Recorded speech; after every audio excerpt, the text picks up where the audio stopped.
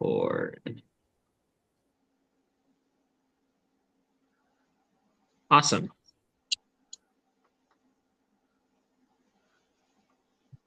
My slideshow. It's beautiful. I also post these recordings completely unedited to the YouTube.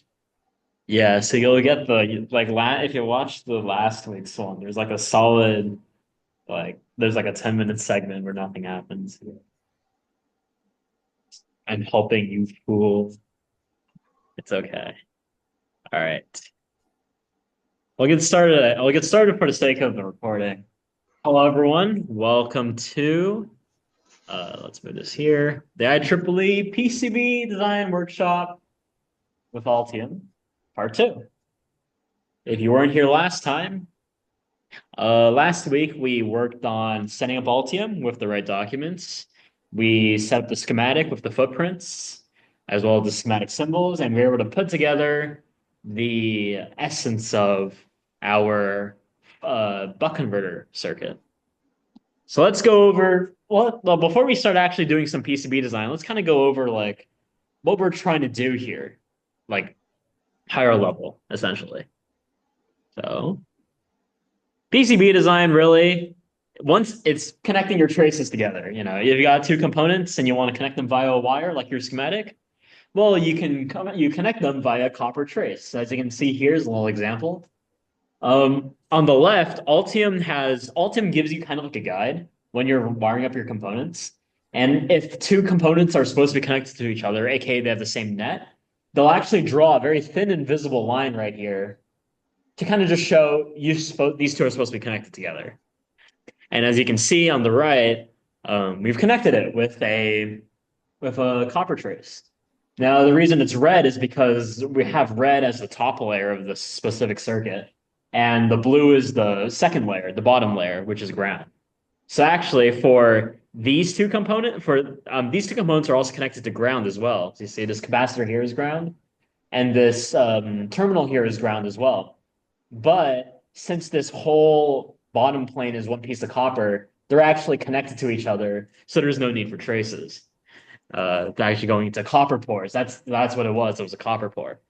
If you want to connect multiple components together and you don't want to like have like a big web of traces together, you can actually draw like a big polygon. What it does is it basically flood fills that entire square or that polygon with copper. They can see here, C4, C6, they're connected together via this polygon, as well as this component here, as well as H2 right here, this via right here as well as a bunch of other components. So with a combination of traces and polygons, you can be very creative with how you wire things up. So effectively, you can wire anything up. All you have to do, sometimes you just have to sit there and think, like kind of visualize in your head. And then typically, if you've got that kind of visual like acumen, you could wire it up. And then, yeah, there you go. Copper pore specifically, we use because we want to minimize heat and we want to minimize like return current, essentially.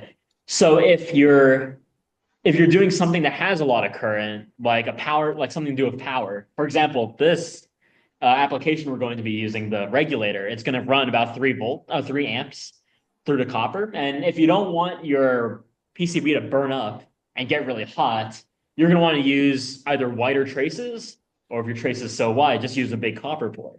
Copper pore is more surface area, means more heat dissipation, that kind of thing. And if you have like a big line of current going through, for example, if you've got a lot of current running through like a trace, what ends up happening is you can have interference.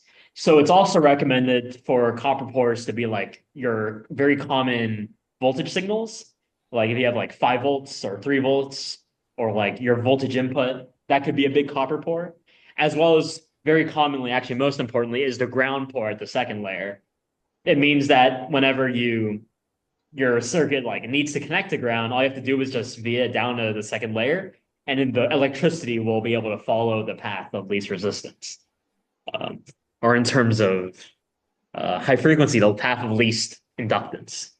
So this is what the final product will look like. Once you wire it up, this is what it will look like when you get it. This is just a 3D model. So as you can see, the trace is underneath they give it an outer layer. They call it the solder mask. This green, that's why it's green.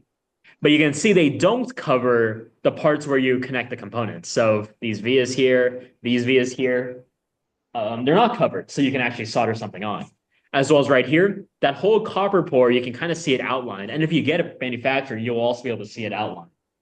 But you can also see the yellow here is the exposed copper for these capacitors, and this terminal block. And you also use vias as well to via down the ground. Let's see, what else can we say?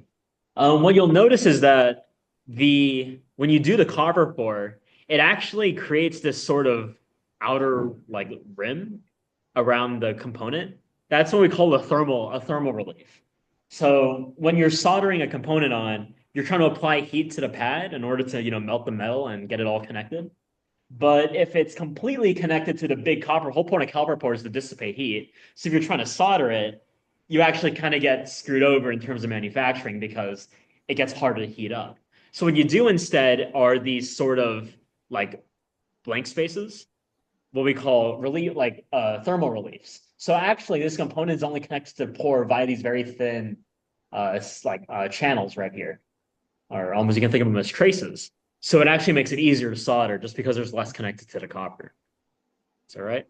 So so anyone can wire up any schematic. Like it's basically like click and drag, fill in the path, right? But what do you really what makes an actual engineer for PCB design? What are they thinking about? And it's really these four things. They're thinking about thermal characteristics. They're thinking about signal noise. They're thinking about like possible parasitics between so parasitics being unintended electrical characteristics of your schematic, and manufacturability. So we'll go into that a little bit. So thermal characteristics, basically, everything has resistance. Your copper has resistance, maybe milliohms of resistance. And if you're trying to run current through it, it'll actually start to heat up. And the thing is, these copper traces are so thin that they'll burn. And so if you try to run too much current through, your PCB is screwed. So you want to think about, how do I minimize heat? How do I kind of work around heat? Because that's like something you don't think about when you're making a schematic. You're thinking of the electrical stuff during the schematic. But in terms of thermal, that's when you start looking at the PCB. So you want to think about maybe the width of the trace. Wider traces mean lower resistance, meaning more current can flow through without as much heating. You want to think about on the top here, what we mentioned earlier, the thermal reliefs. So sometimes you want to have a direct connection like this, like the copper pad and the copper pores directly connected. But if you're worried about, or if you're not as worried about high current, but you're more worried about being able to solder it, then you're going to want basically these spokes, the thermal reliefs. Another thing to consider that you may not see normally are these thermal vias. So as you can see, this is a big heat source. And what they've done is they've actually placed the heat source onto a piece of copper to kind of dissipate the heat. But maybe that's not enough. So what they have are these, instead of a via to connect to copper traces or copper layers, they actually have tons of these to kind of transfer all this heat to the bottom layer, really dissipate that heat, make it a lot cooler. So it's very common for things like linear regulators or even IC chips, even computation chips, they can get very hot. So you want these big sheets of copper to kind of cool it down. Speaking of that, heat sinks. If that piece of copper isn't enough, maybe your circuit is so hot or your component is so hot, you might want to even dedicate some space to a heat sink. I know many of you have GPUs, or if you're making your own computer, you know about a GPU. Yeah, if you look at that heat sink, it's humongous, ginormous heat sink. And I can take photos for us. Yeah, so things you don't normally think about, but you want to think about when you're doing PCB design. Next, we're going to talk about signal integrity. Basically, the idea is if you're doing something with computation, maybe like logic gates, maybe sensors, maybe some communication protocol, you're going to want to look at your signal integrity. So main thing is you don't want these right angle traces like this you're gonna want traces that are either like chamfered like this, kind of at a 45-degree angle, or even if you're doing RF, if you really want like maximum or I guess minimum like disruption, these curved traces. Main thing is that number one, the width of the trace varies. So if you do it like this right angle, this diagonal is actually wider than the normal trace. And also the right angle can cause things like reflection, especially for high frequency. Although if you're low frequency, this whole slide honestly is a little less important. But typically you're going to want these 45-degree angle traces. You're going to also want to keep traces as short as possible. For one reason is that the longer trace means more resistance, means more loss over the course. Think of transmission lines. But yeah, you want to keep your traces typically as short as possible. Additionally, traces you want to use mainly for signals, and the copper port, as I mentioned earlier, for things like power, things like really high voltage, things that are more supposed to be more stable. You're also going to want to often when you're using multi-layer boards, you're very tempted to like, if you're kind of struggling on how to wire it, you might be tempted to go underneath a trace using vias. So kind of like you can go downwards. So it kind of like bypasses the trace. So it makes the routing a lot easier, but you want to minimize that just because the via, if you think about it, it actually goes straight 90 degrees and then another 90 degrees. So that's actually what we don't want. So vias probably want to avoid in terms of trying to going through a trace.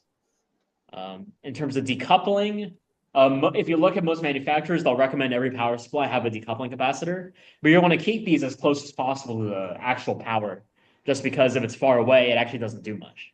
Well, closer it is, it works better. And if you do have overlapping traces, you want to keep them at 90-degree angles.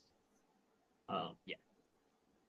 Next, we can talk about parasitics. These are things you don't think about, or that things that aren't intended, but they can happen just because electricity exists in real life. So one of the main things is you want to keep components that emit a lot of like electromagnetic fields, so magnetic fields or electric fields. You want to keep them away from each other. So there's like a famous example. You have like an inductor. You have a like a filter with like 4 inductors on it. But if you put all the inductors right next to each other, they actually start to couple with each other, and then they start to kind of just do completely the wrong thing they're supposed to be doing. Additionally, things like motors, things that like electromagnetic stuff, they'll emit EMF like radiation. So you want to either have shielding or you want to keep these components as far away from each other as possible. So basically, your inductors. You're going to want to.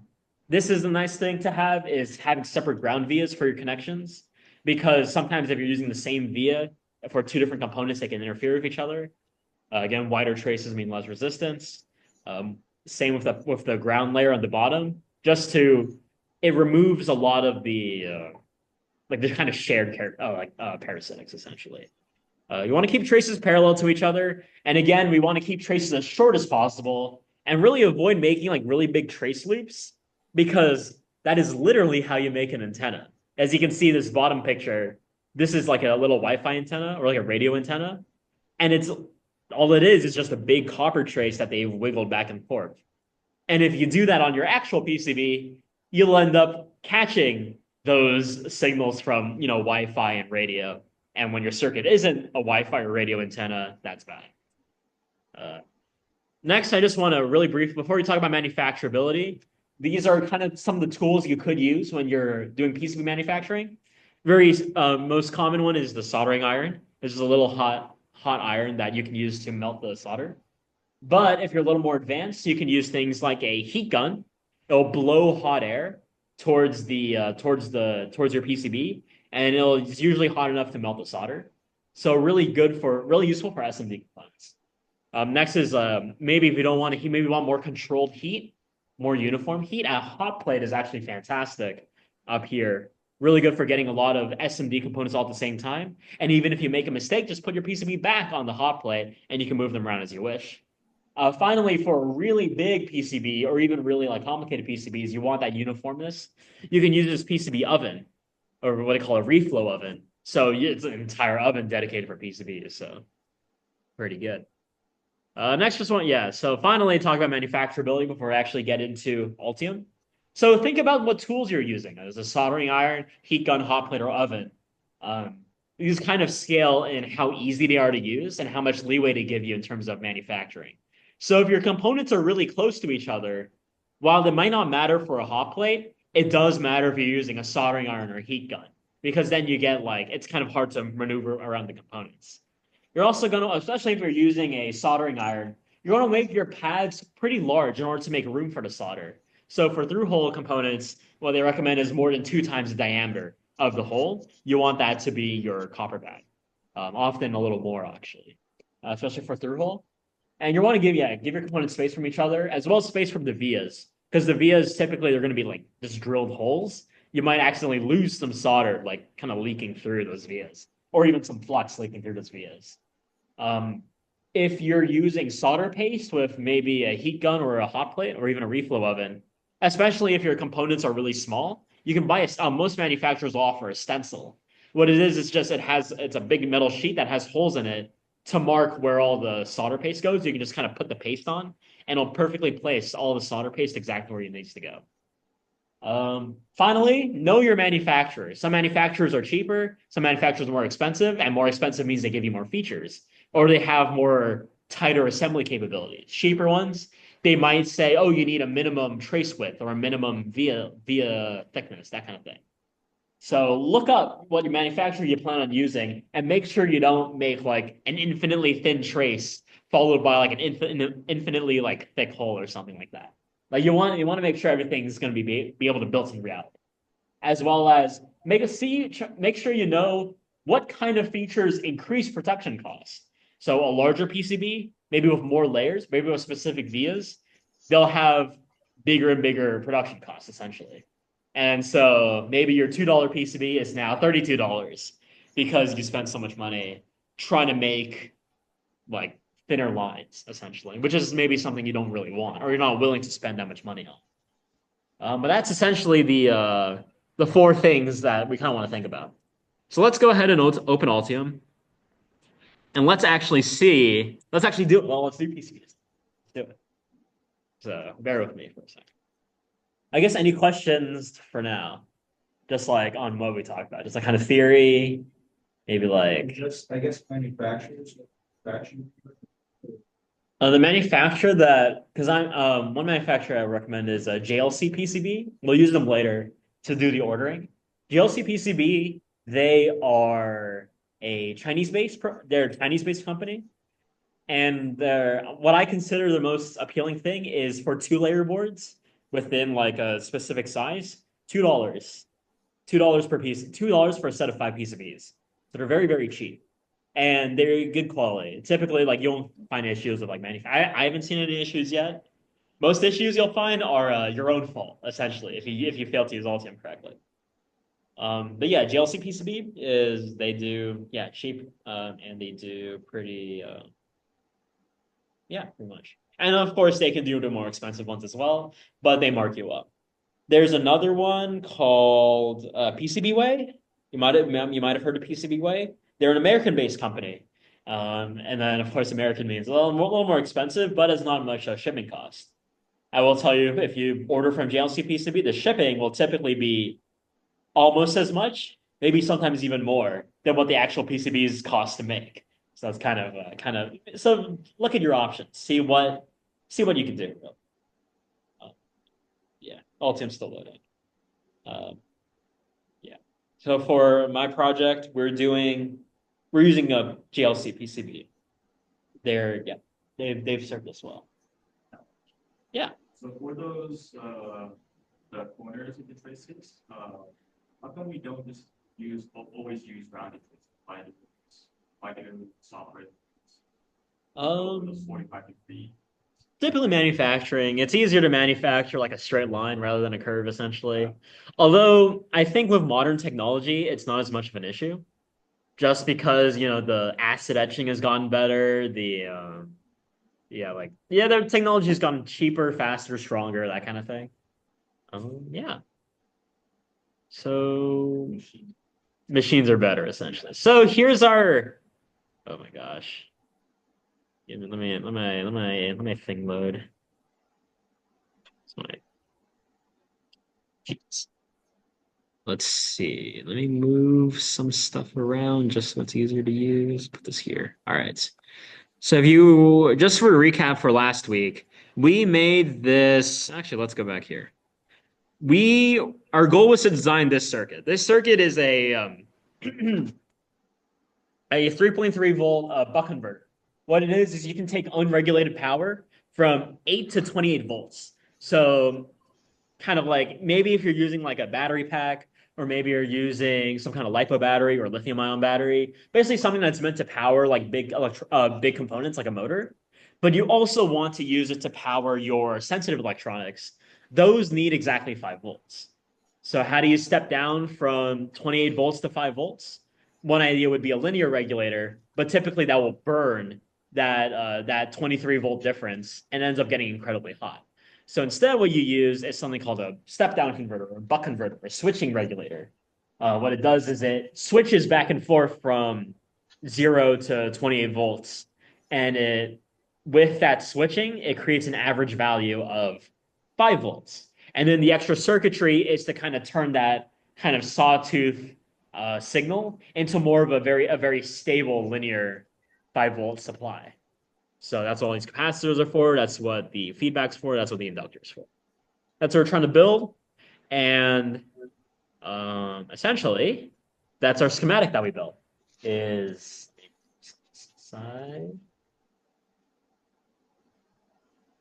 This is the schematic that we built. So we put together the symbols and the footprints. So here's our input, the terminal block, and the output terminal block, as well as all the resistors, capacitors, and inductor that we need to make it work. So if we actually look, once we finish the schematic, what we do is we go to design and an update PCB document. And what it does is well, I already have it updated. But what it does is it places all the components down. And like I mentioned earlier, the lines are connecting what should be connected. So you can see here's our input and here's our output. And you can start kind of figuring out where everything goes, essentially. All right.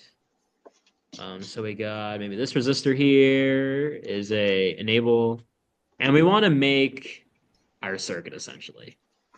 So it is almost 120, 130.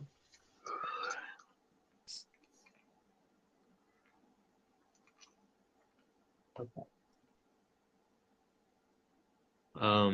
Okay, so it is 1:30. I need to register for my classes. So before we get into it, let's watch this quick video on PCB design tips. As you can tell, I need something to do while I register for classes. So let's watch some PCB design tips. Can you? Okay. PCB design tutorials on PCB Way, where you can submit a PCB design related tutorial and get rewarded. So It can be a video or a written article about PCB design, tips and tricks, or your process in any language you like. Each published submission will get you $50 to $100 in coupons and 500 PCB Way beans, with a chance to win up to $800 in cash and 2,000 beans. Okay, well, ignore So what are you waiting? ignore By the no ad. means am I an expert in PCB design. However, I have learned some tips and tricks over the years, and I'd like to share them with you. So here are 10 tips to help you improve your designs. Number one, using reference designs. Datasheets, for example, feature a typical application section. This is usually a good starting point. Also, open source designs. If somebody else already designed something that works, use that. For me, that is the exact reason of open source. Development boards. Nearly all development boards have their schematics and designs available. If you've used a development board for breadboarding, use the parts of the design that you need.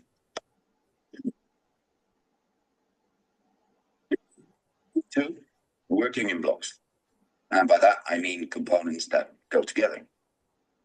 Before placing your components on the board, try to arrange the parts that belong together first, and then move the whole block. Also, moving components that need to be in a specific place first. For some components, placement doesn't have to be precise. Something like a USB connector may need to be in a specific place, so move that first. Number 3, move, rotate, and repeat. And then again. Try to find the easiest route to layout. Most of the time, this means moving, rotating components multiple times until you find the easiest way to route them.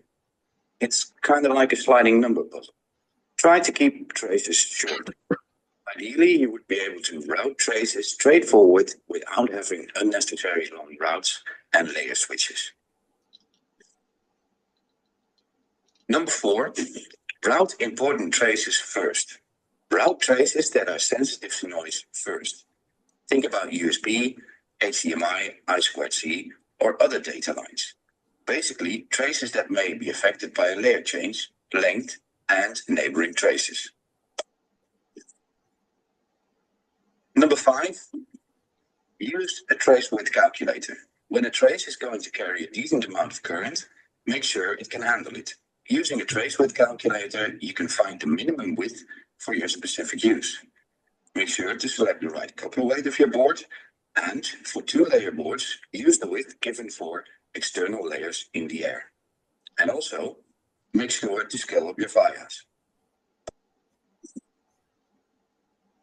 Number 6, net labels. All nets have a label. This is how the DSC knows if everything is as how it should. But net labels that you can read and understand are very powerful. Giving it a name that makes sense to me is a good idea. Number 7, printing on paper. If you already have the components, print the layout on paper on a 1:1 scale and check that the components actually match the footprints you're using. It can also help with component spacing, because you can easily lose sense of scale when you're in your EDA. Having a physical reference can help you see if there's actually enough room between components. If you are, for example, designing your board to have 2 USB thumb drives next to each other, it's worth the time checking if that is actually physically possible. Number 8, including extra footprint. For example, if you are unsure if a line needs a pull up or down in your design, it won't cost you anything extra just to put both footprints on your PCB and only populate the one you need. Or maybe you want some indicator LED, but you're not sure if you're going to use it. Put it there anyway. Another thing is extra filtering capacitors. If you discover during testing that, for example, your power supply is noisier than you expected, adding an extra capacitor can be a hassle if you don't have the room for it. So why not add some extra decoupling footprints, just in case? If you have room for it, include test points for all signals you might want to debug later.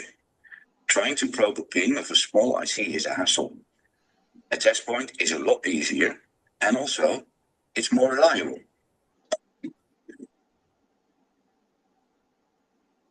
The 3D viewer. During the initial layout phase of my design, I regularly switch between layout view and the 3D viewer. It gives me an idea of where things are in space and if the layout I want makes sense. It also reminds me that although I'm designing in 2D space, the final product is going to be in 3D space. Number 10, use the DRC. No, seriously, use it. The DRC, Design Rules Check, lets you know if you have made any mistakes during routing. For example, if traces are too close to each other, vias are too close to pads or traces, if you have unconnected traces or wrongly connected traces. You can also set the DRC up that it will flag if you do not meet your PCB manufacturer's specification. When you do not meet these specifications, your board will at best cost you more. But even worse, they will contact you saying that they can't manufacture your board.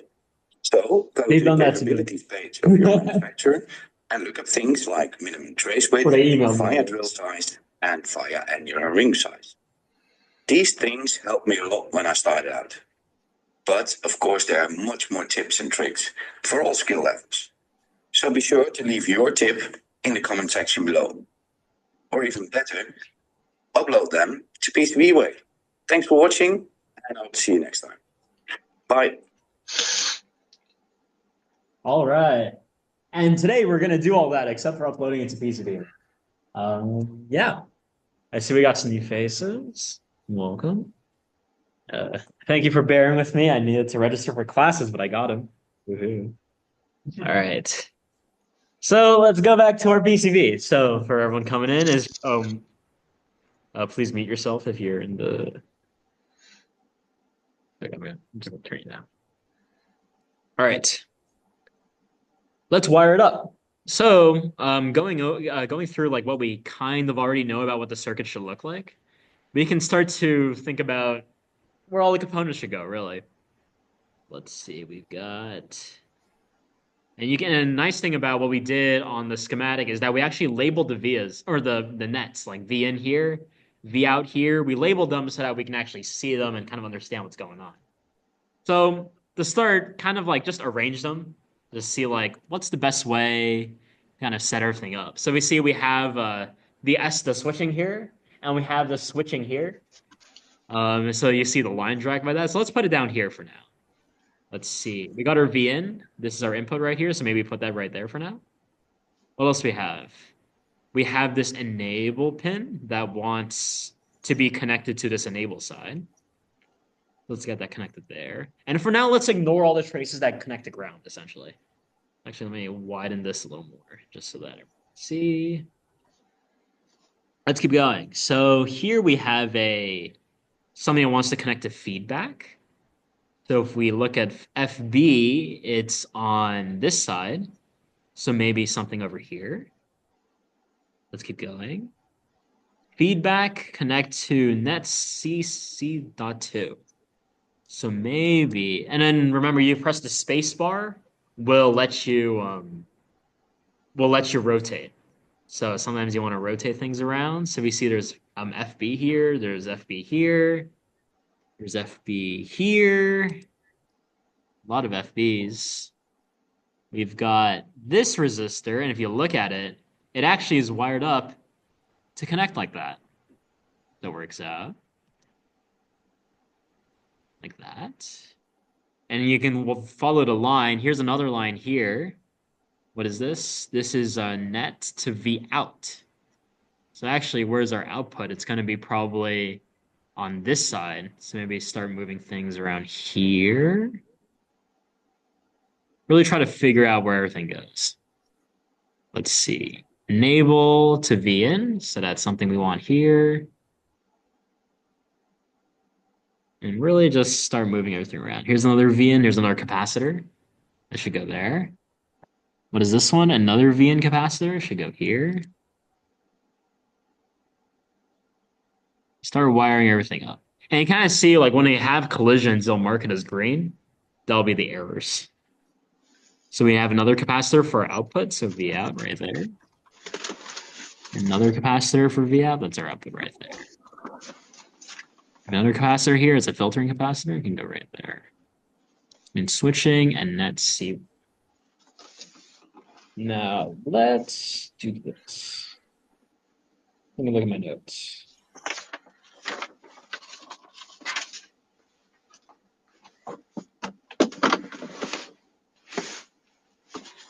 Start like imagining, where should all the wiring go? And I have my actual schematic. Hello? Oh, it's not bad. Well, let's just open up the actual project. Actually, let's open up the reference project that I'm referencing this off of. Actually, no, let's do that. Sorry. So we got ground here, switching, V in, V out.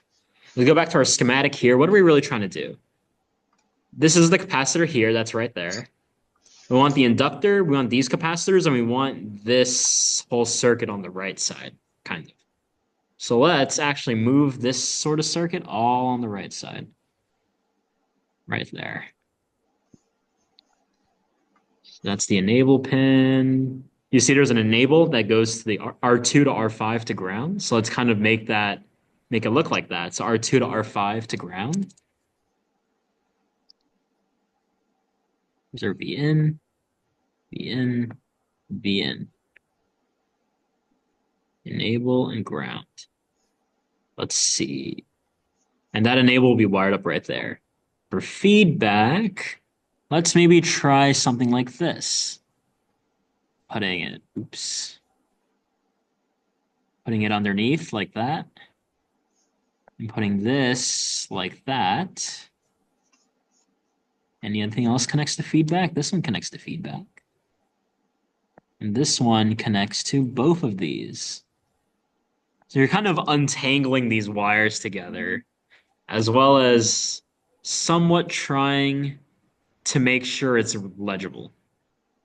Because you do want to manufacture this at the end. It's not, yeah. Another feedback. Maybe you can go right here.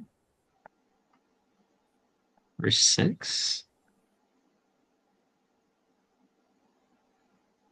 And there's our switching and then our V out. This needs to connect to our V out as well. And then, of course, since you want to minimize trace widths, right? So you want to kind of tighten everything up. Just not so tight that you're going to start, what do you call it? Uh, Making it harder to manufacture, essentially. So there's our V out, there's our V out, and there's the output. So this is kind of like the whole thing somewhat laid out. And let's start with, actually, let's set that bottom layer to ground. So there's two ways you can do it. One is you can put a polygon layer on the ground, and what it'll do is it'll, well, fill it out. Another way is really simple. All you have to do is right click you on the bottom here. You should be able to select between what layers you have. And then you can choose what you want to edit essentially. So there's top layer, bottom layer, mechanical, top overlay, bottom overlay, overlay being the silk screen and all that stuff. So for now, let's go to the bottom layer and let's right click that tab. If we go to layer stack manager, is that right? Give it a moment. I don't think that's right, actually. Okay. It's not this. Goodbye. Although I wonder if we can't just put... No, we can't. This is something else. Never mind. All right. Let's remove that stack up. Right click the bottom layer. Highlight layers. They're drawing. Your drill symbols. That's not right. Okay. Let's move our property side press. Really. A name scheme. Do. Is it design? Manage layer sets? Never mind. Now let's just do it the polygon way. I forgot how to do it the right way. Okay. So we're on the bottom layer, right? You're going to go to place and then place polygon pour. So you press the letter P and then you press the letter G, as you can tell by the underlined letters. And you can actually draw out the rectangle that goes corresponding. Now, if your grid size is too flexible, you can actually increase your grid size, maybe make it more rigid, just to make it easier to draw a square or a rectangle, really. So you're going to want to outline that whole thing. Maybe if you do that. And remember, you can always hit tab to pause.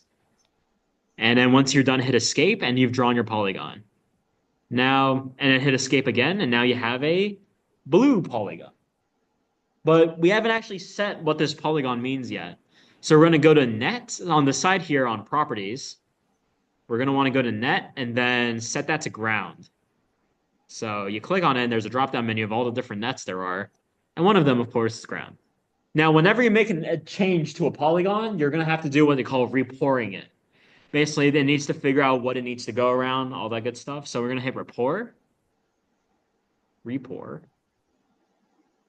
And now, that whole bottom layer is now ground. And as you can see, well, actually, I'm going to go to top layer now. So on the bottom, you can click on what layers you want to look at. On the top layer, we can see that at least the components that are through hole, the ones that have vias, oops. You can see by these little spokes that it's connected to ground. You can also double click on that pad and look at the pad breakdown in properties. or the pad stack right there. And you can see if you were to drag it, if you had a mouse, well, you'd be able to see that. Yeah, there's spokes. And if you drag with a mouse, you'll be able to rotate it around. You can see the spokes. So another way you can do is you go into 3D mode. Now, 3D mode, you press the number 3, and it turns what your PCB looks like into what it would look like as a 3D model. So you can kind of see the outline of the pore there. And if you do Control F to flip, you can look at that via and look how it's connected to that ground pore. So Control F to flip, 3 to press, and then go back to 2D mode, just press 2 again. And now we have those are chill. Those are okay now. And like we mentioned in the video, we're going to want to place our main trace first. Now, what's our main trace? Well, since it's a voltage regulator, it's going to be the voltage trace. So if we go to, if we place a trace, like haha, we can either do place and then line, or, well, can I do place and then, oh my gosh, is there track? Wait, that's PT. Yeah, there's line, wait, P. They do the same thing, yeah. PT also works for place track. So you can actually click on the center of the via. So you kind of when you're kind of when you're highlighting over, it's filling the grid. But you can choose the center of the via, and you'll see that little circle there, and it'll start to place that trace. And you can also see exactly what voltage signals are meant to be that line essentially. So here we have V in. We can connect it to our V in here. And actually, maybe we want to, before we do that, maybe move it down a bit, just so that the line is a straight line. And then like that, maybe like that. PT. And we can draw a perfectly straight trace all the way through. For now, we'll leave it like this. Later, we'll start thinking about thermal and that kind of stuff. But for now, we have our VN. All right. Now, what about ground? Now, if you look at a lot of these capacitors in this resistor here, or these capacitors here, they need a ground. And our ground is actually on the bottom layer. So how do we route from the top to bottom layer? Well, we place a via. So we go to place and then via. Or you press the letter P and then press the letter V. So what you can do is let's place 2 vias down for our 2 capacitors. And what's nice about it is they automatically routed it to ground just because we only have 2 layers. So yeah, press P and then V. Or you just go to place and then via. And well, you need to wire them up. So PT to place track. And we can actually connect their grounds together. And now these capacitors are wired up. And as you can see, the lines have disappeared. Ignoring the lines from ground, of course, because let's place down a trace for R5. So maybe another one right here. And maybe one to go to the enable pin right there. Now, as you can see, you might need to snake around a bit to kind of, and then this one you start to think about, okay, what's better, up or down? If I go below, what's going to happen? Your feedback trace right here can no longer reach that pad right there. So let's try to be economical, and let's place that right here, actually.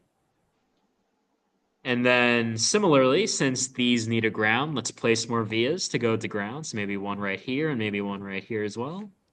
And we can place a track to route from there to there, and maybe from there to there. Just really quickly trying to get something down. Maybe if we want to try maybe changing our grid to be smaller and maybe making a better line like that. Looks better. And we can place a trace from here to feedback, here to feedback, and here to feedback. So as you can see, well, what's nice is they labeled it for us. And you can continue doing those for everything else. Okay.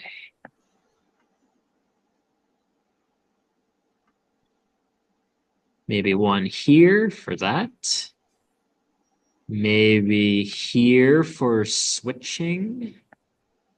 And of course, can't forget the big freaking inductor right here.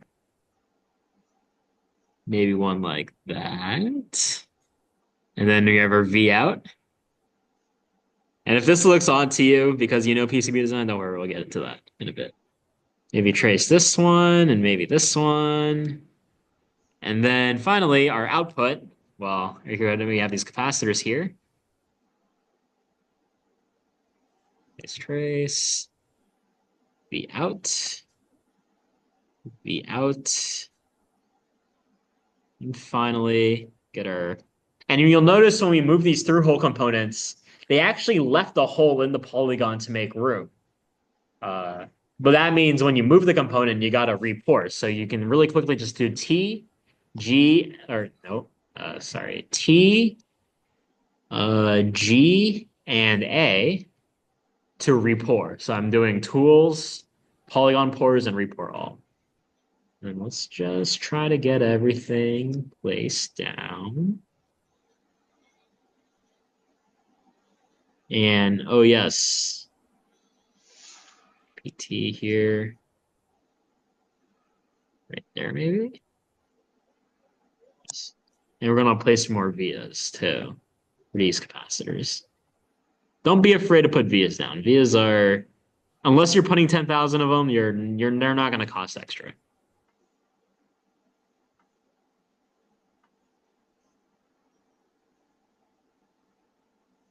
So now, albeit very crudely, we have our first PCB design. Now, granted, you could just call it a day and ship it, spend 40 bucks on shipping, and then this burns up in your face. Now, what's the issue? Let's maybe for people that were here earlier, what's one thing that we mentioned that we didn't do, I guess? Something that maybe one of the four characteristics we talk about. Thermal manufacturing, parasitic substrates. Maybe thermal. Can you think of anything? Anything wrong? Maybe something we mentioned? Maybe mention the video? Let's see. What about trace widths? How wide are our traces? Now, what's the default size? So we can actually click on the trace. It is 10 mils. You guys know what a mil is? A mil is 1,000th of an inch. So smaller than a millimeter. Yeah, significantly smaller than a millimeter. 10 mils is not very thick. Now let's actually use a trace width calculator to see how wide, or rather how much current can a 10 mil trace offer you. So input your specs to get started. A little spoiler alert, just a spoiler. Our thickness will be 1 ounce. And let's say our ambient temperature is 25 C and we only want to increase by 20 C. And if our width is 10 mils, how much current can it handle? Maybe 1.3 amps. 1.3 amps will cause it to rise 20 degrees Celsius. That's really hot. Maybe if we only wanted 10 degrees Celsius of increase, it can't even handle an amp. Now, how do we solve this issue? Well, we can make the traces wider. And namely, going back to what the goal of this design is, this is a 3 amp buck converter. So ideally, we want this to handle, well, 3 amps.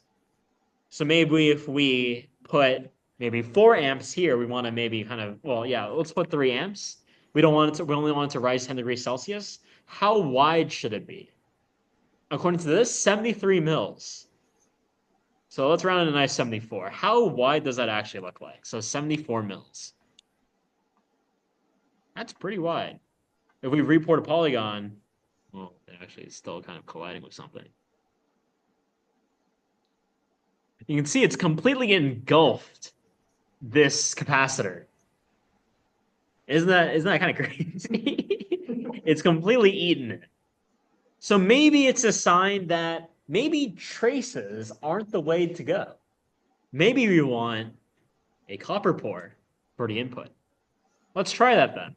Maybe our idea of traces, we want 73 mils of width, that might be too much. So let's actually delete these VN traces and let's place a pour. So so we could press P for place and then polygon pour. And let's kind of draw like kind of rectangle around where we need it to go. Don't worry about overlapping other pads or yeah, don't worry about overlapping other stuff. We can just kind of draw like a big box around it, hit escape, and then maybe hit escape again, and set that. And then you'll notice we placed it. We placed the copper port.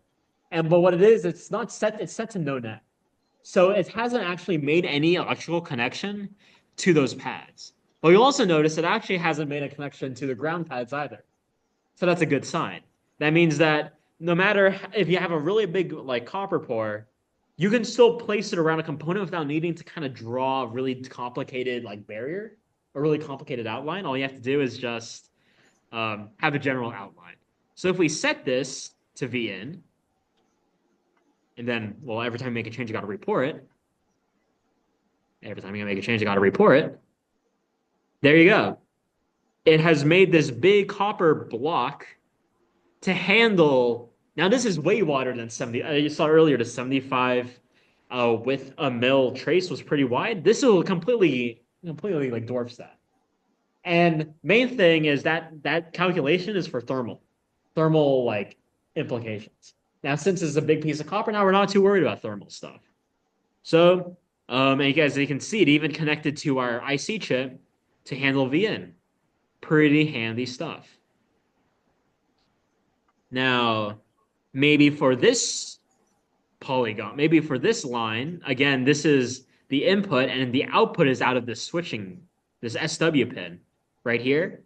Our input is VN, our output is a switching to the inductor to our V out. So maybe we want this switching to also be really thick as well. Maybe if we put 75 mil, it looks a little better. Maybe not. Maybe it looks bad. Let's see what we can do. Maybe this one can be 75.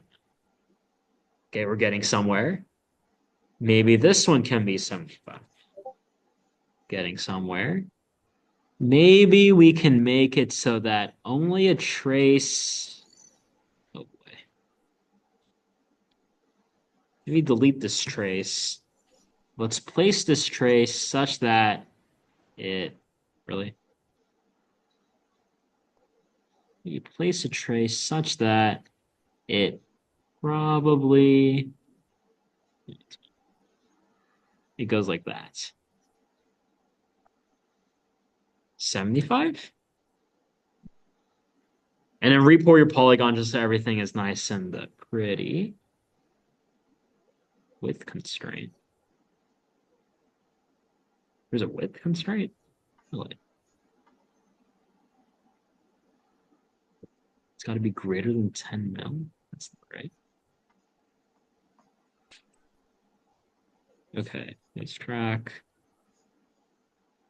Why is it? Okay, it's so weird. There is weirdly enough a width constraint. Track needs to be within.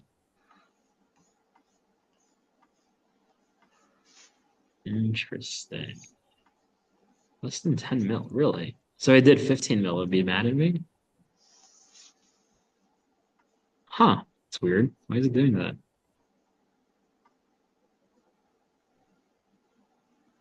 Okay.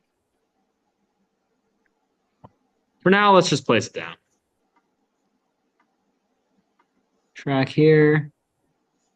Make this 75. Why is it giving you this green error as well? For the width of the trace? Like yours is red when you're doing it like this. When you're doing like a really thick trace like this. Yeah. I don't know why is my mind's giving me Sure. that won't cause issues.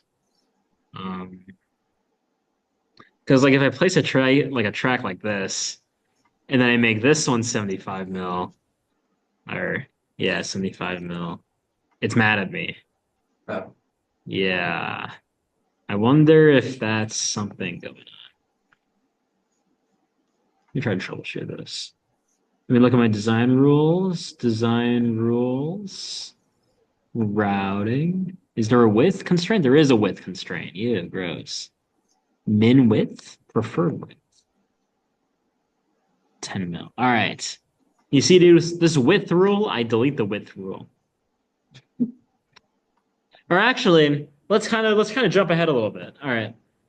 Um, nice thing about the rules is that they tell you what you basically want to do, right? Especially for a manufacturer like JLC PCB, if you go to their website, you actually see their capabilities. So aside from these, you can see they have limitations on the layers, limitations on the drill sizing, limitations on the spacing. Can't have two things touching each other. Can't have your drill bits crossing lines, essentially. No, your minimum trace width. That's a minimum trace, not maximum. That's minimum trace width. That one's giving me issues. As well as like all these other characteristics. Really spacing, minimum widths, maximum widths. But rather than trying to match everything and trying to figure out if you're like trying to check every single thing and make sure it works, we can actually do something like this. We go to JLC PCB. They have a rule file. This rule file is literally the rules. So actually, let me. I already have a rule file downloaded, but for you, go to, well, I guess just Google JLC PCB rule file, and that should pop up Altium design rules. No, it's not. No, it doesn't. Where is it? How to export JLC Gerber files. Okay, so I guess JLC PCB, how to export to Gerber files. And then there's this like help article called that, and they actually supply this rule file. Nathan, you got it? Yeah. Okay, yeah. So download the rule file, and then what you can do is you go to design and then rules, and you can actually go to rule wizard. No, not rule wizard. Wait. Design rules. Can I just delete all these rules? Priorities? No.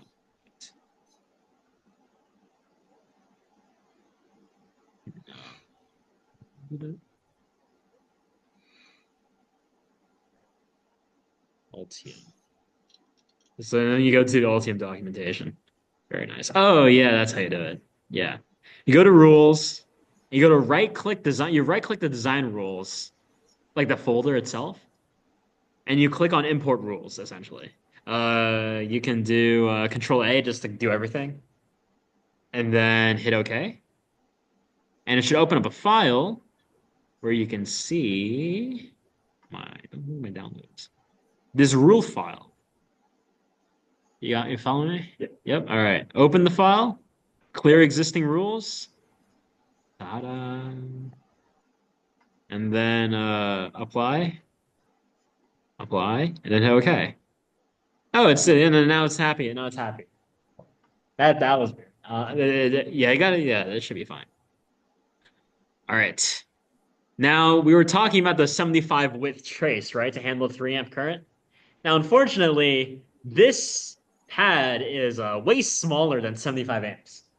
The solution is you can just place a trace like that. And the main thing is because it's so short, we're not too worried about thermal because the overall resistance is actually really small. So maybe make it like a smidge wider, maybe like 25. Or actually, you can actually look at the size of the pad just to perfectly catch it. So 23.622. So we can go 23.622 just to perfectly engulf that. And then there you go. That's your output. Now, of course, we want to do the same to our output. Oh, what is this at? Parents. Oops. No. Hello. Are you mad? Okay.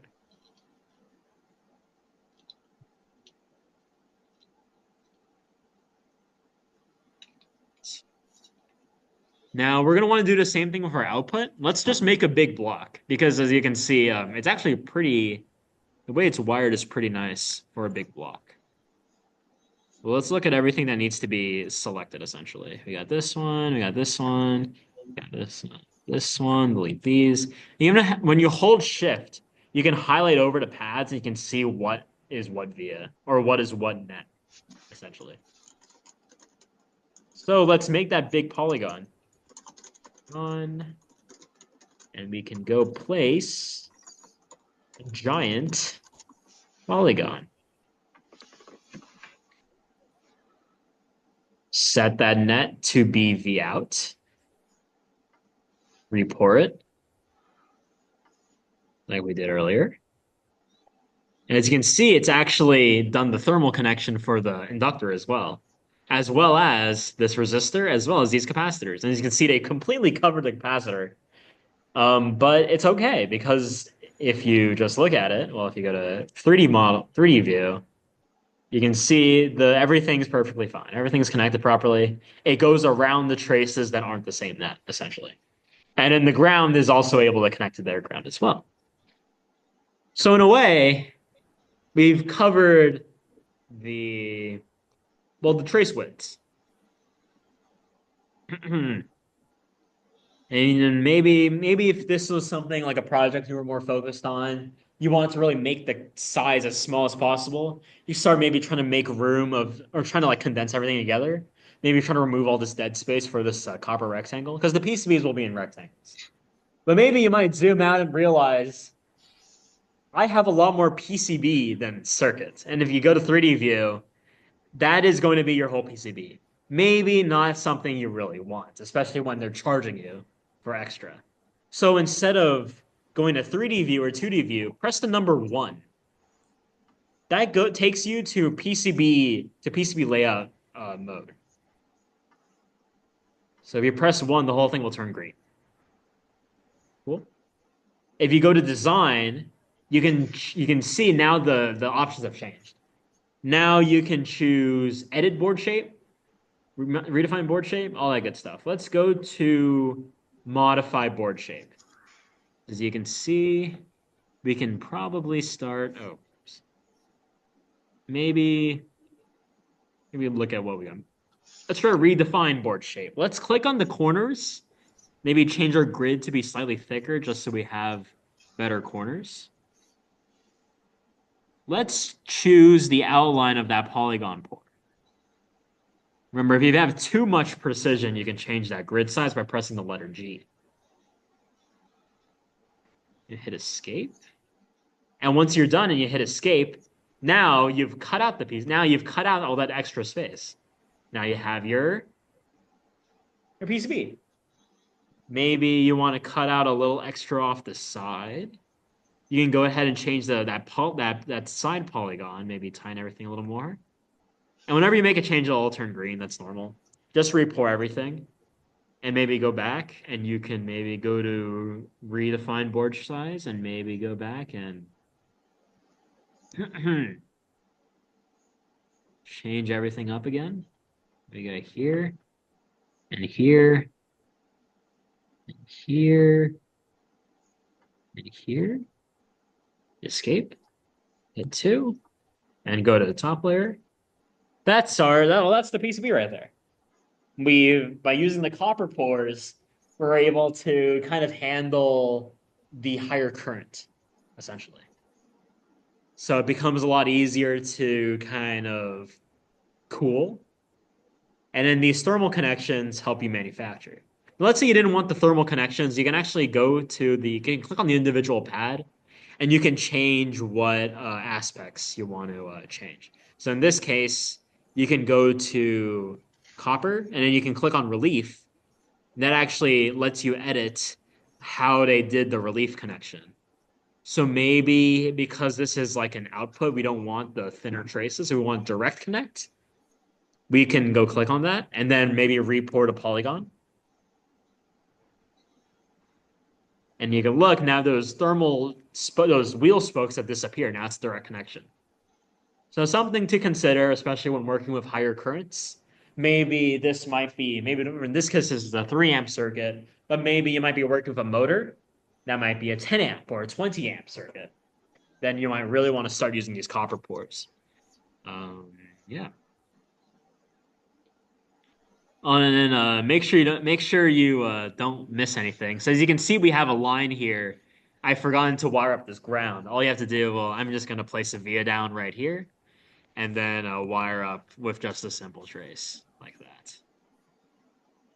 Like that, yeah. Now, let's say you think you're good. You think you're satisfied. You like everything looks about right. All your footprints. Now, what if we want to check all those design rules that we imported? All you have to do is go into tools. So up here, tools, and then design rule check. You probably don't want to create a report file because you're going to be doing this very often. And if you run design rule check, they give you, oh boy, the errors. But some of these look pretty easy. In this instance, this one says the silk is too close, the silk is too close, the silk is too close, the silk is too close. Basically, this is a footprint issue. Our silk screen is a bit too close to our actual pad. As you can see, it's kind of overlapping. Now, this isn't an issue with our wiring. This is actually an issue with our schematic. So you can go back to our if typically Altium or like GLC PCB, they'll let you do this. But if you want to be like just kind of thorough, you can go into the PCB library and you can just go ahead and change those footprints. So let's give it a second. Let's say I realize, oh, this is a bit too close. Look at these pads, they're overlapping. You can go ahead and like, kind of edit the footprint. Of course, if you're doing this, you want to make it the actual size and not do what I'm doing. But you can hit Control S to save, and then right click it, and then you can actually update the PCB with everything. And it'll make a change to the PCB to replace all those resistor values with a better version. And so maybe if we were to reset our error markers and then design rule check again. Oh my, okay, report a polygons, please. No errors. That's it. That was the only error, was that the footprint was, well, the silkscreen label is a bit off. Now, you do want to make it more precise than what I did, but we're here for the workshop. Has everyone reached this point? By everyone, I mean Nathan. Okay, or the polygon. Yeah. All right. Yeah, mine is like laid out of so mine doesn't for that. Yeah.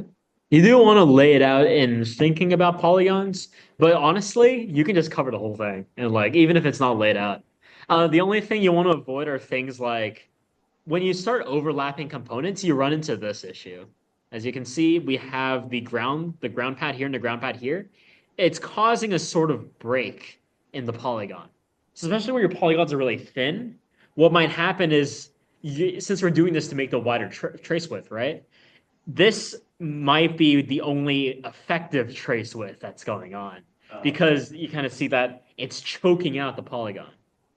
So, and even something like this pad, it's causing this little like indent instead of polygon. That might be something we might want to move this aside a little bit and maybe change that width as well, just to avoid these kind of breaks. And remember, if you want to really quickly like reset the polygon, just do TGA to report a polygon or report all polygons.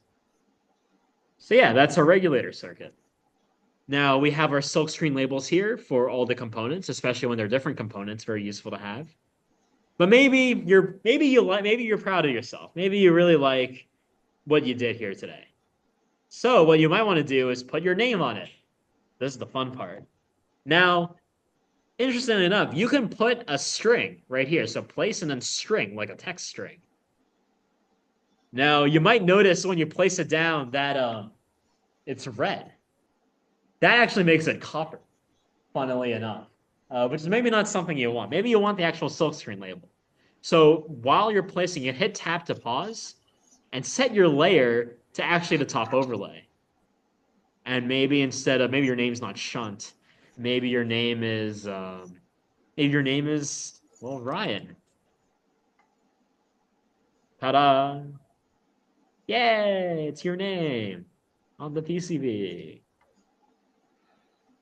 Do I have any images on this? Images. Pictures. Camera roll?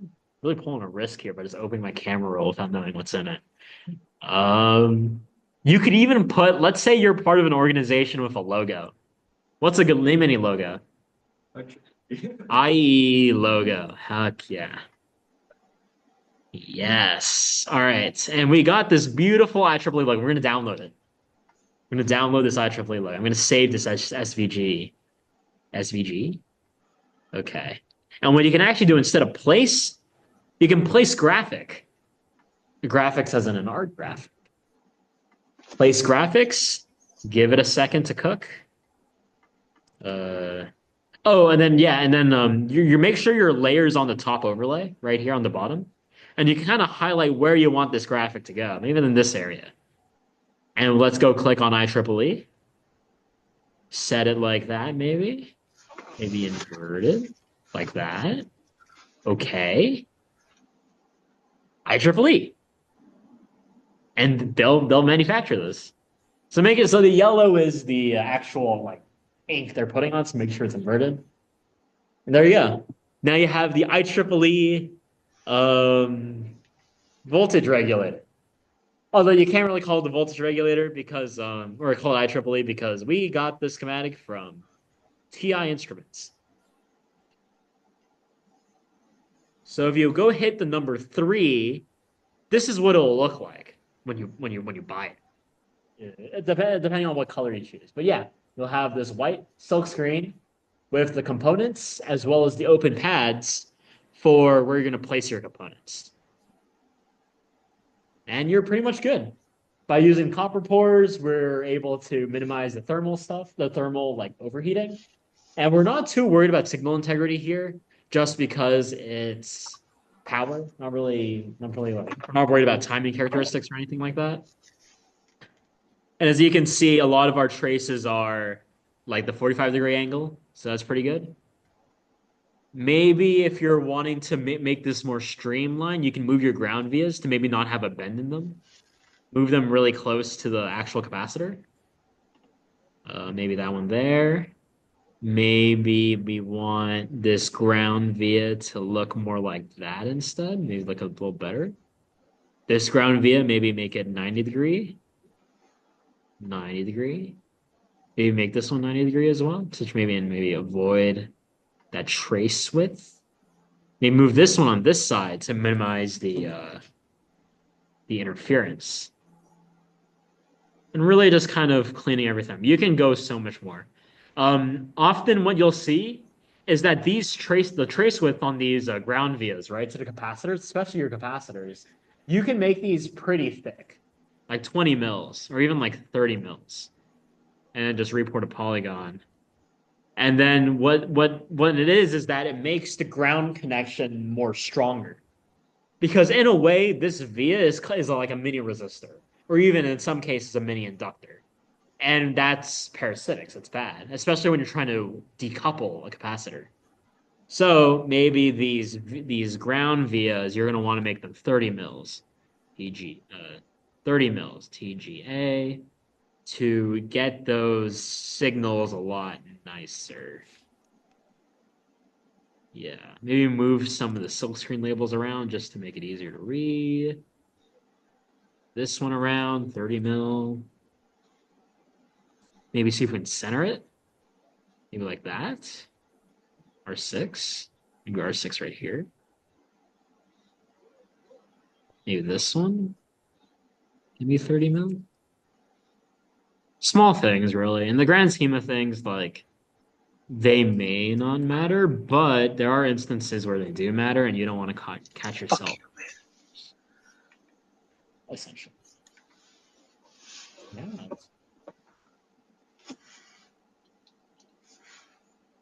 And if you want to draw things like, diagrams or symbols, you can use all these placement things, solid region, fill, arc line, to just draw what you need it.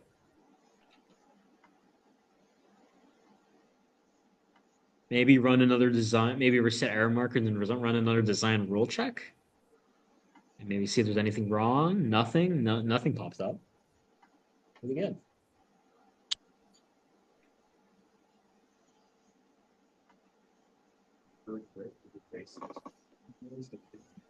Yeah. Yeah. There is they do defaults. They do. Because they gotta put something, right? A lot of these other traces, if you're wondering, a lot of the only two traces that carry power are VN and the SW. These traces are for decoupling. You're not really worried about current. High current's not gonna be flowing through these.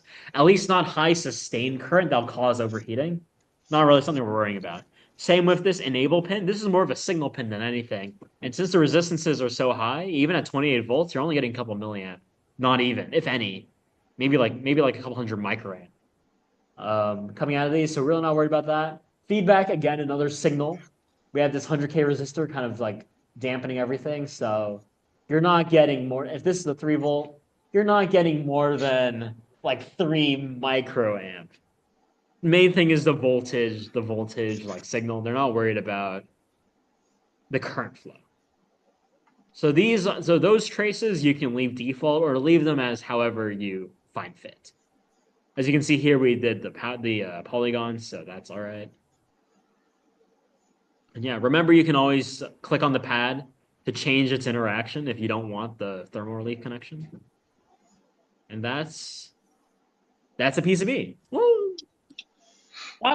Give yourselves an applause for making your own PCB. You're done, right? But wait, now I need to make it. Now I need someone to build this for me. I don't know about you, but I don't have a multi-million-dollar PCB factory. You have one? Yeah, but that's it. In your backyard? Maybe it needs a little cleaning. But maybe while we're waiting for it to be clean, let's use someone else's, aka JLC PCBs. So if you go, well, now we go back to JLC PCB.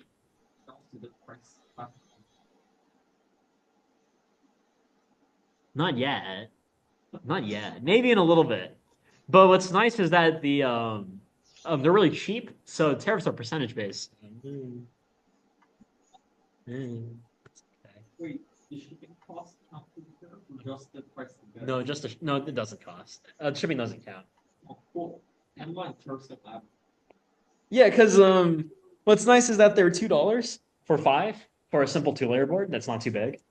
Yeah, really good, really good price. Of course, once you start making more complicated PCBs, they charge you engineering fees because they got to get an engineer there to put everything together. But if it's a two-layer, they don't really care. Okay, so if you go to the website JLC PCB, you can just upload your file. It says add Gerber file. Now, no, not Gerber as in the Gerber life insurance or the Gerber baby food. This is a Gerber file as in the PCB file. So let's actually do that. Now, what I'm going to have to do is do this. Let's go back to our PCB document. Let's export the file. So you're going to want to go to File. Make sure you have this like tab selected. File, and then fabrication outputs. Fabrication as an assembly. We're fabricating these PCBs. There's 2 of these that we want to output: the Gerber files and the NC drill files. So let's click on the Gerber files first. Give it a second. Now we got Gerber files. Typically, units are in inches, and our file extension is going to be .gbr. .gbr, we'll keep it at 0.1 mils just for accuracy. And you're going to go to plot layers, select used. Because you don't want to select the ones that aren't used, and you don't want to ignore the ones that you do use. So, to reiterate, inches, Gerber, and select used. And you can see, and you don't have to touch anything else, really. So that's what we're going for. And hit apply, and it's going to ask us to save a cam, or it's going to open up this cam file. Now you can actually see that's what our thing looks like. At least the pads, anyway. Pretty cool. So you're gonna want to hit Control S to save. You can name it Camtastic 1, that's all right. And then go ahead and go back to your PCB. Make sure this is saved actually. Save it. Fabrication outputs, NC drill files. You're going to be in inches. I think 2 to 4 format. I have my notes. Let me look at my notes. Export. How to export? No.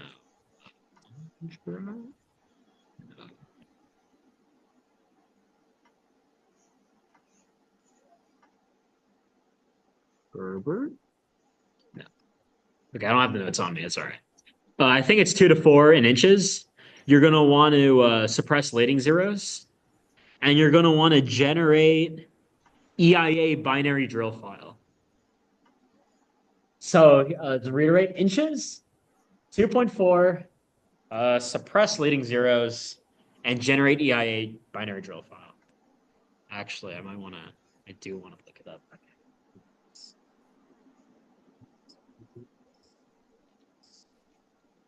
I don't have it on my OneDrive.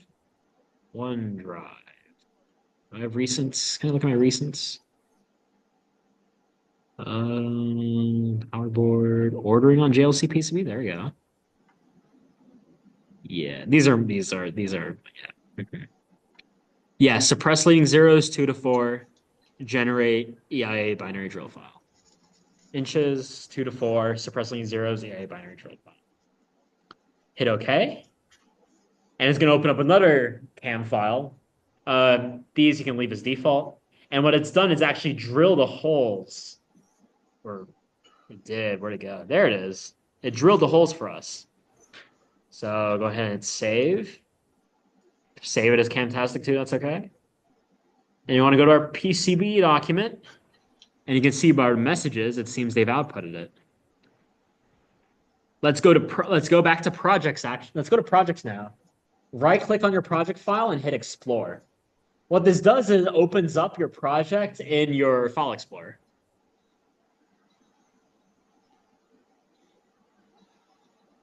And then there's a file that they made called project outputs for project name. So as you can see, we got tons of files in here that we all made in the last 5 minutes, which so makes sense. You're going to want to go ahead and copy that, and maybe copy it maybe to your desktop. I'll throw it in here just because I already have this here. You want to paste it in there, and then go ahead and zip it. So compress to zip file. There we go. Now we got a project output zip file. Let's go back to JLC PCB. And hit add Gerber file. And if we click on that zip file right here, let it upload.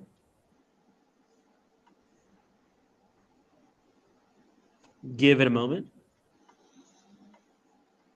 You can see they've done it. Like that. That's what it is. And you can kind of preview what they're about to build for you if you were to sign in. I have my yeah, if you were to sign in. But you can see by the diagram.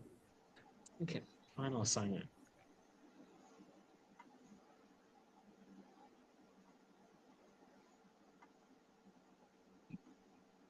There we go. And now it's saved. Cool. As you can see, yeah, they've done all the traces. You're going to want to confirm that everything's correct. If you don't confirm, then you might be in for a nasty surprise when they made it exactly as you described incorrectly. So you're going to want to make sure you're not fooling yourself there or like messing up. There's the drill files. And as you can see, shout out to JLC PCB, it's $2. Woo. Shipping is $22. Maybe order a couple of these. Or maybe if you're doing projects, maybe stack a couple of them and ship it out in one go, you know? So we're going to typically your standard, we mentioned this in the first workshop, but standard material is FR4. That's the very thick, kind of rigid design. If you're interested in different materials, we have flexible, aluminum, and the other three I'm not too sure about. Also, you want to select your layers. In this case, we're doing 2-layer PCB, pretty simple. Once you get into 4-layer, as well as these higher precision layers, they're gonna cost, let's just click on it,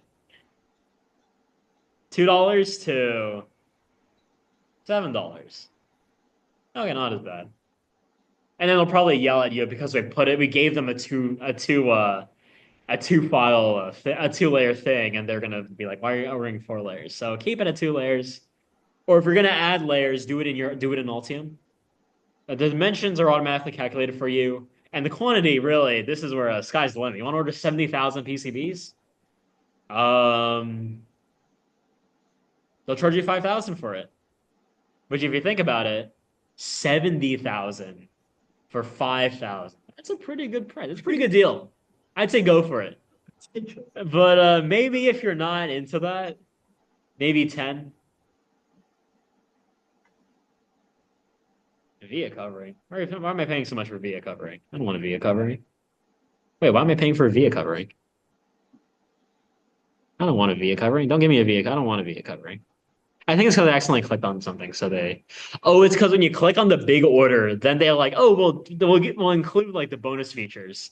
So when you hit 70,000 pieces, when you hit 70,000 quantity, they give you the VIA covering as a special bonus. You know, it's free. You know, give us if you give us $5,000 to manufacture this for you, we'll throw it in. You know, that's because they're nice like that for real. But no, we're good. We don't want that. This is going to be a single design. They'll charge you extra if you're trying to be like kind of sneaky and put in multiple circuits into one design. They might catch that, and if they do, they'll charge you extra. So you can't get too sneaky. Yeah, delivery normal. Thickness, this is normal. I think the thinner you go, they're gonna charge extra. No, they don't. Huh. Okay, I guess they don't then. Then this is really up to you then. Often if you're doing sensitive stuff like filtering, maybe high frequency stuff, or maybe like you're working with like impedances, thinner PCB thickness is actually better. Because what it is that your current path is going from like the top layer and it's going to via down to the bottom layer, right? It's going to make a rectangle. What's a rectangle current? What's like a flashback to physics 1520? What does a loop of current cause? A magnetic field. Magnetic field. Woo! Fields. I hate magnetic fields. So actually, a thinner PCB layer means a thinner loop. That's actually less EMF. So if you're working with filters, really in like a ninth order brick wall filter, 4 inductors, 5 capacitors, something crazy. Yeah, pull out all the stops. Make your PCB really thin. That kind of thing. Choose your color. I don't know. I guess every color that isn't green is gonna take longer. I don't know how much you care about that. Silk screen is white. That's life. Surface finish, typically HASL. If you want an ENIG layer, they'll give this to you for free if you're doing like a 6-layer PCB. But if you're not, they're gonna charge you extra. So really not something, especially if it's like a 2-layer, like kind of you want it to be functional. You're not worried about this kind of stuff. Back to what we were talking about, the trace widths. 1 ounce copper is default. 2 ounce copper is more expensive. Yeah, another $16. But something to consider with copper width. Well, flashback to the trace width is if you go to 2 ounce copper and you calculate the width of your trace, it can be a lot thinner. So maybe something to consider if you're working with really high power, maybe splurging on that extra copper thickness could be something to think about. But typically, just use a copper pour. Why are you spending extra? Why spend more money trying to do things your way when you can do things a smarter way and you save your money and you make life easier for everyone, really. Yeah. Let's see what else is there. Vias. Yeah, we're working with the default stuff here. All this is like you can look into all this stuff if you want it, if you're interested. Maybe you want like fingers on your PCB, like these things, these fingers. It's up to you. And if you give them a little more money, they'll actually manufacture the PCB for you. But the thing is you're going to have to select their specific components because they have a set of components that they own. So you'll have to choose their components. But if that's something, if you don't have soldering, or maybe you're trying to manufacture in bulk, trying to manufacture like 50 of these pieces, you want to sell them, then maybe it's a better idea for you to have the professionals take care of it. Or you could just spend the day, maybe a week, putting everything together yourself. Save some money. Finally, we were talking about hot plates with the solder, with the solder paste. This is where you would also buy the stencil. So I don't know if they give you a, do they give you a default stencil? They don't. Well, they don't show you. But what it'll do is it'll essentially be a cutout of all of these SMD pads. Like there'll be a square here, a square here, a square here, a square here, and also squares for all these these pads for the chip. And then it'll be really easy to just kind of cover the whole thing and paste in one go. But yeah, that's about it. Save the cart, order it. Maybe don't order a stencil. Maybe for something like this, you don't really need a stencil. If you're comfortable with soldering SMD. And yeah, shipping's $22. $7, usually flat. Although the bigger the stencil, the more charge. But the smallest size they have is pretty big. And if you think about the size of this, because again, something that you don't really notice in Altium is that these boards can be deceptively small. These chips are like super tiny. This whole thing is 4 centimeters by 5 centimeters. Like this big. If you're watching the recording and you're watching me do this, I'm very sorry. But yeah, they're very small. They have a minimum size. If the size is too small, they start like getting mad at you. Well, they'll charge you extra. But something like this is typical. And there you go. You've now, by attending our workshop, you've now taken the whole process from start to finish of designing a PCB. Give yourselves a hand. Now we got 30 more minutes. Any questions or maybe any other topics you want to talk about? Yeah. Basically it adds more copper to the, let's pull up a diagram. Let's pull up the diagram.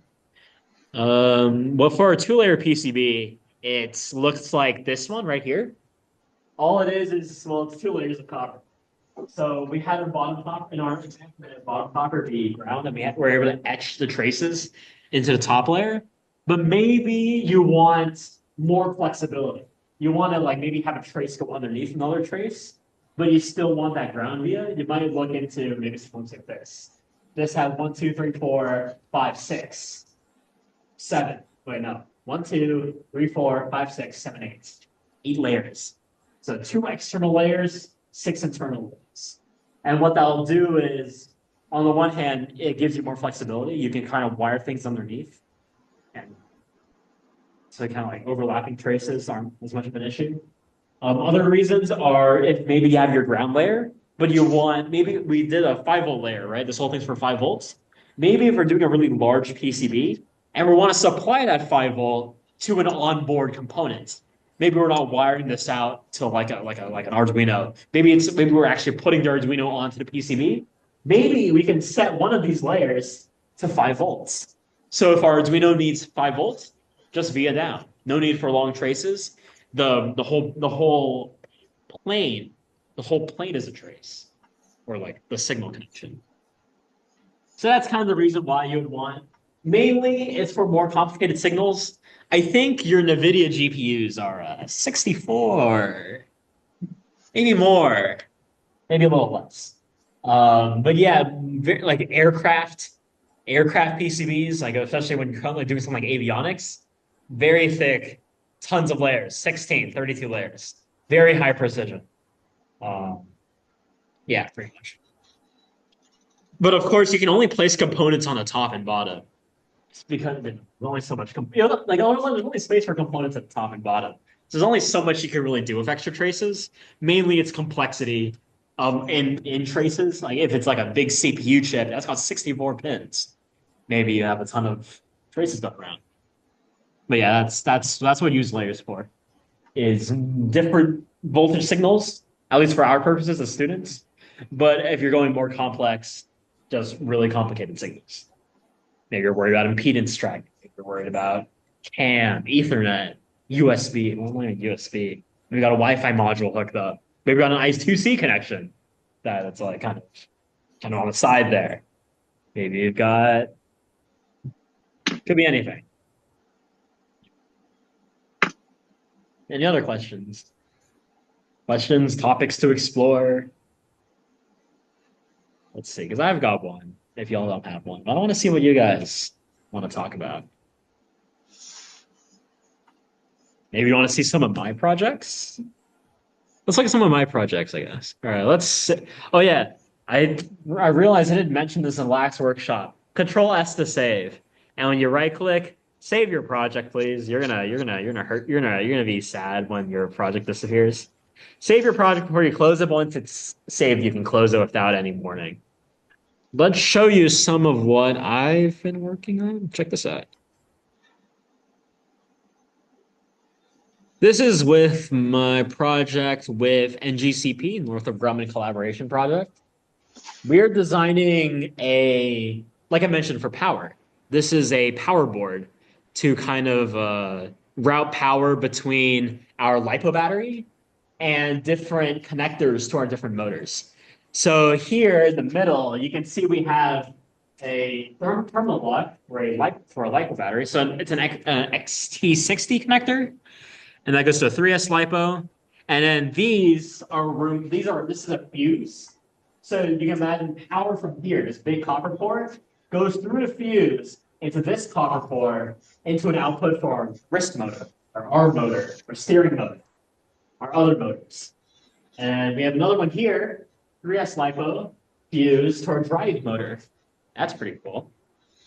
You see we put our name on it too. This is something you can do, as well as put our logo on it. Very cool. And then as you can see on our electronics, that voltage regulator that we built today is actually this whole circuit right here. That's what we built today. And as you can see, like I'm telling you from experience, we're powering it from this power port, and this polygon, this whole polygon, is 5 volts. So we're able to basically just access 5 volts just by having this whole polygon. So we see our resistors here, we have our chips here, or like another chip here, connected to that 5-volt port, just to have that connection. Some other things to mention, there's like this is another terminal block, but it's what we call a barrier block. What you can do is actually, you place a jumper here, and it'll connect these two together. So it's like we're able to connect our polygons together if we need to. And this is some current sensing. So this is supposed to communicate to basically an Arduino or some kind of microcontroller via I2C. So we got our data lines here, very thin traces going to our onboard digital converter, analog digital converter. Some current sensors here, that's 2 Hall effect sensors. You see we kept them very far apart, not because we're worried about them interfering, just because we need to. This is like a little setup for a fuse, another fuse protection, MOSFET protection. Yeah, that's a circuit that I've worked on, or at least this year. And hey, if you join a GCP, you could work on something like this too. But this is like kind of what you can do with Altium. I'll show you guys another project. This is a project that our leads are making, or they made. If you want to look at the central driver board, this is a 6-layer board. Go here.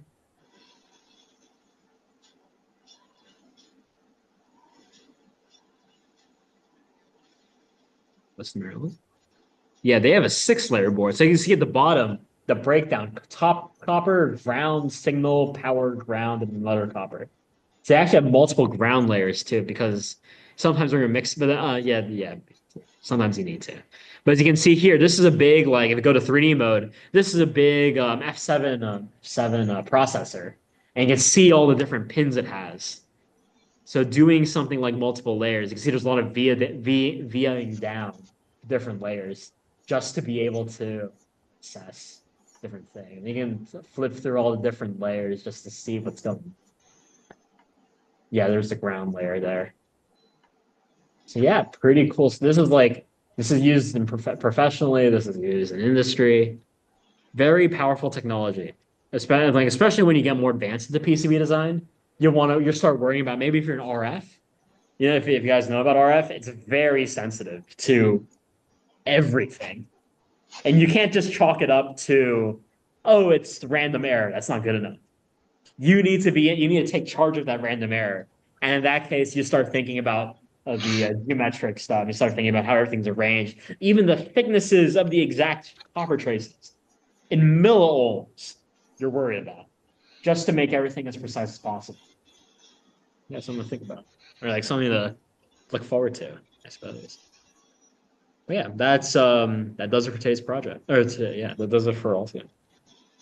Let's see what else we can talk about. Film the time. Have we talked about choosing parts on like choosing parts? I don't think we did. Like barely. All right, well we can go over that again. Okay, well, goodbye, Altium. Let's say you built. Let's talk about choosing parts. Now it's nice and all that we built the PCB, but we gave it very specific footprints. Now, how do we find those components in the wild? So let's go to DigiKey. DigiKey is very they'll charge you tariffs. Uh, but DigiKey has a lot of components. Basically, every component you could really need, aside from a couple. Now, if we wanted now let's look at those resistors. So let's look at our passive components, our resistors, and let's go to chip resistors, the surface mount resistors. We're looking for, let's go back to Altium, or let's go back to our presentation. Let's say we needed a 105K resistor. This R5, right? We're looking for the R5. What you could do is you can choose the qualities you need in order to find the exact one you want, basically. And they'll sort by price, and it's really nice. So 105 to 105 kiloohm. Not micro, but kiloohm. And you can see we brought it down from 1 million results to 1,000 results. Pretty good. Maybe if we're worried about power, we would select those. We're not too worried about power. What we are worried about is our package size, because we already chose a 1206. Typically, you want to choose the component first and then choose the footprint. But in our case, we just chose a generic footprint. So that brings our choice from 1,000 to 200. So if we hit apply all, we can now see all the different 105K ohm resistors with the footprint of 1206. We got one from Yaego, one from Fishy Dale, one from Panasonic, one from Texas Instrument, not Texas Instruments, TE, Rome, more Yaego, Stackpole. We love Stackpole. Yeah. You can see these are all the resistors you could choose, and you can start kind of comparing them. Main thing is price. Want 10 cents versus 11 cents. You know, save every now and then. Look at the differences. They have different tolerances, different wattages, different temperature coefficients, that kind of thing. And then different heights as well. So actually, if you want to look into expensive resistors, oh boy, there's expensive resistors out there. Mainly higher tolerances, or maybe like smaller tolerances. Let's see, what's another component we can talk about? Talk about the terminal blocks. There's tons of these. And then you can really pick your poison on these ones. Let's see if we go to connectors, terminal blocks. Yeah. Thank you for coming. Did you sign in? Oh, please sign in. QR code. If you have not already, please sign in with the QR code. It goes for you too as well. If you're watching the video, you could sign in. Probably. Yeah, this goes to our leaders. Well, thank you for coming. Hope you learn. It's a lot. It's a lot, yeah. Question: how do we know, like, I guess, what resistance to use? That's a good question. Typically the schematic design part is a second is a sec is a sec is a the preliminary step before you do PCB design. So you're either working it out yourself, like you're doing your own schematic design, like, oh, I want to make a filter do this. So you start thinking, okay, this is when you bring your classes in, right? Oh, according to 2101 or 2200, I need to make a 100K resistor here, or I want to make 10 times the resistance there. You set it up yourself, right? But most commonly, especially for the IC chips, like you know how today we're using the buck converter chip, what you do is you go onto the manufacturer and they tell you exactly how to calculate these things. So in this case, this is a sample what they gave. This is on their what do you call them? Data sheets. They're on their data sheet. They sample this. So we could literally copy it word for like part for part, word for word, and it would work according to how they do it. Now, if you wanted to be like a free thinker, maybe this one they only do 3 amps. Or actually, no, they only do 3.3 volts. What if you wanted 5 volt? How do you do that calculation? They actually tell you in the data sheet how to run those numbers. So that's how you would know. Is either you would figure it out because you're designing the circuit, or if you're using someone else's chip, they have a circuit that they want you to build. So like supplements it. So in this case, let's go to our samples. So we went there. They have a tab called application. Just how you apply their buck converter to work, right? And they tell you, oh, if you build it like this, I'll give you a 3.3 volts. Fantastic, right? But let's say we wanted a 5 volt. What you would actually be able to do is these are all the calculations they use. So here's one equation here. There's another equation there. Another equation for this one, equation for R3. Yeah, here we go. Output voltage. So we want to set an output voltage of 5 volt. And they're saying that we can adjust the output voltage using this resistor divider using this equation. So if we open up Desmos real quick, the equation is this.